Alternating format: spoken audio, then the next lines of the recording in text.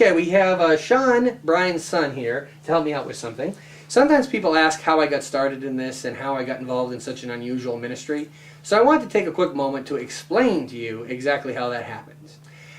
I started doing magic when I was 6 years old. I saw my first David Copperfield special, which, believe it or not, was the Statue of Liberty. I don't know how many of you are old enough to remember that. Oh, you remember that, don't you? Yeah. He made it disappear, right? Yes, he did. That's right. Well, anyway, I saw him do that special, and I got my first Fisher-Price magic set for Christmas, and I thought, oh man, this is going to be great. And I had this idea. One day I would be the magician who would make David Copperfield disappear. That's what I thought. Funny thing happened, though. Like a lot of people, I realized God had different plans than I did. When I was about 13, I went to the Salvation Army and saw a magician by the name of Donald Ensminger, who is now retired, and he was doing exactly what I'm doing right now, using his talents to serve the Lord. And it was at that service that I accepted Jesus Christ as my personal Lord and Savior. However, there's one thing a lot of people don't tell you. Just because you accept Christ doesn't mean you don't have any problems. How many people here have ever heard the expression, "You're not the boss of me"?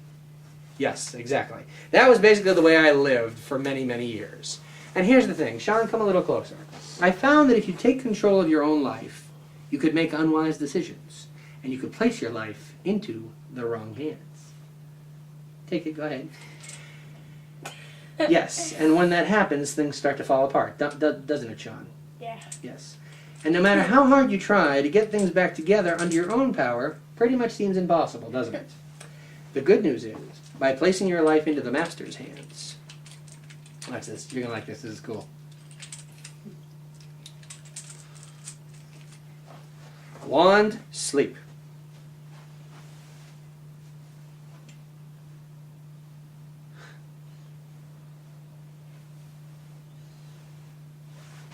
By placing your life in the Master's hands, it all comes together. Romans 8:28. All things do work together for those who love the Lord. Thank you. Now, wait a minute. Sorry, the guy was about to turn the camera off. I wanted to make sure. Okay. Here's what we're going to do now. I have another part to this trick. That particular object lesson is over, Sean, okay? I need you to hold on to this, but don't break it this time, because that part of the object lesson is over. Okay. There you go. Thank you very much. Now, Brian. You're lucky he doesn't do this when he's handling your equipment. Yeah. You know, I mentioned earlier that there are many rules in the Magician Handbook. Don't give your secrets away. You never do the same trick twice. It's Rule 27 that applies to this situation right here. How old are you, Sean? 8. Oh, dear. This is bad for you, Brian. Do you want to know why? Why? There's an old rule in the Magician Code Book, Rule 27. If a young person participates in a show and commits a crime such as breaking a wand during the performance, then they must very nobly pay the consequences, unless they're under the age of 12. Then it is a parent who must pay the consequences. Yes. That's why I didn't tell you about this segment. Okay. The punishment for breaking a magician's wand is going through the super duper finger chopper of doom. Oh yes. Man. The finger chopper of doom. Let's do that one more time. The finger chopper. Ow. Ooh.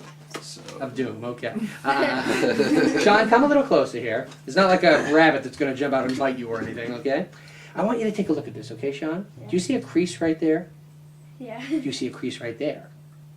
Yes. You see, those creases are there because this blade is supposed to slide up this handle and not hit your dad's finger. Supposed to being the key word. What I did was I bolted this blade in so that it can't move. Here, take that in your hand, Sean. Press on that blade. Make sure it can't go anywhere. It's not going anywhere, right? No. Now, here is where your dad's going to put his finger in. Look through that hole. Do you see my finger? Yes. You see, because you can see my finger, you know what that means? There's nothing blocking the blade from hitting the finger. Here's what's going to happen. Brian, you're going to place a finger you could live without if something goes wrong right in here. You're actually going to be able to feel the blade on top of your finger. It'll go straight through, come out the other side. Your finger will be healed in the same motion, and everything will be fine. I promise. This Unless trick goes wrong. terribly wrong. It's not unless something goes terribly, but it has never gone wrong. Yeah. Watch this be the first time. Come on, Brian. That's not the camera you used to... All right, here. Make a fist with the rest of your hand, please. Put it all the way in there, if you don't mind. Thank you very much.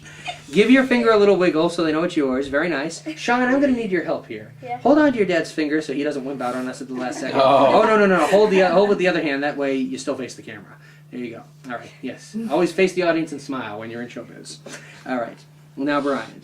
Can you feel that blade on top Yes. of your finger? You can actually feel that Yes. blade there, right? On the count of 3, I'm going to very, very lightly ram down on this. Okay, Lightly watch. ram. 1, 2, 3 days ago I was trying this trick and the weirdest thing happened. The blade came down and it... You know, you shouldn't hear that story, now that I think about it, okay? No. Hey, Sean, Yeah. you want to know something interesting? What? Have you ever seen the trick called the guillotine where a magician puts their head in and the blade comes down and the person's fine? Yeah. This is just a smaller version of that. I use it instead of the guillotine for 3 reasons. 1, it fits in my pocket, so it's much easier to take to a show. Second reason is because it costs a lot less, and the third reason is because if something goes wrong, I know the lawsuit isn't going to cost me nearly as much either, right? Yeah. Good. There we are. There we are. Now, Brian, could you please tell me, do you feel that blade below your finger? Yes. Okay. I'm going to hold on to your finger here. Sean, could you just step back for just a second? I'm going to come right over here. Move your arm with us, please. I want you all to see something here. Look at this. See, if you look in that hole, there's a silver blade right there. And then if you look right below Brian's finger, see, there is the blade below the finger. And I can't pull it out because your finger's still in there. And there is Brian's finger, totally fine. Thank you very much, Brian. Thank you. Thank you very much, Sean. You guys did a wonderful job.